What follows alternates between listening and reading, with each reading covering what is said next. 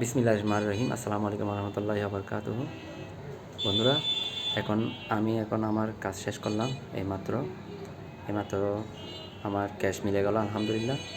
এখন আমি আসরের নামাজ পড়তেছি। নামাজের পরে যে দার্স হচ্ছে, এখন দার্সটি আমি আপনাদের মাঝে শেয়ার করব। সো সবাই সাথে থাকুন। আর সবার প্রতি একটা ছোট্ট রিকোয়েস্ট, সবাই আমার এই ছোট্ট চ্যানেলটি একটু দয়া করে সাবস্ক্রাইব করে দিবেন। ধন্যবাদ সবাইকে। ভিউয়ার্স, চলুন এখন আমরা দার্স দেখে আসি।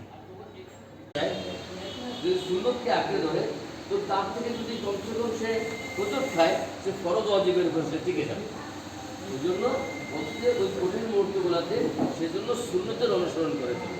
আর সুন্নতের মধ্যে যদি দেখা যায় যে একটা বিষয়ের উপরে কয়েকটা হাদিস পাওয়া যায়, তাহলে তো আমরা বুঝি একই বিষয়, হাদিস ভিন্ন ভিন্ন। তখন উম্মত কি করবে? তখন বলতে তোমরা সাহাবে আজমাইন এই হাদিসটার উপরে কি আমল করবে? যে সংশ্লিষ্ট যে হাদিসটার মধ্যে ভিন্নতা পাওয়া যায়, একই হাদিস দ্বিতীয়ভাবে পাওয়া যায়, বিভিন্নভাবে পাওয়া যায়, ওই হাদিসটার উপরে সাহাবা আজমাইন কোনভাবে আমল করতেন?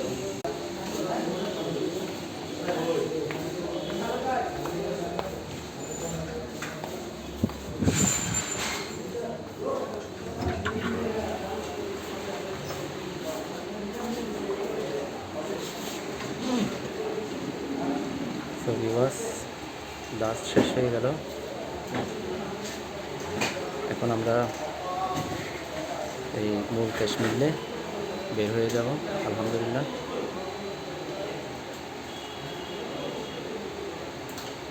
তো সবাই ভালো থাকুন, সুস্থ থাকুন, নিরাপদে থাকুন। সবাই আমার জন্য দোয়া করবেন। আপনাদের জন্য আমার অনেক অনেক দোয়া ও ভালোবাসা রইল।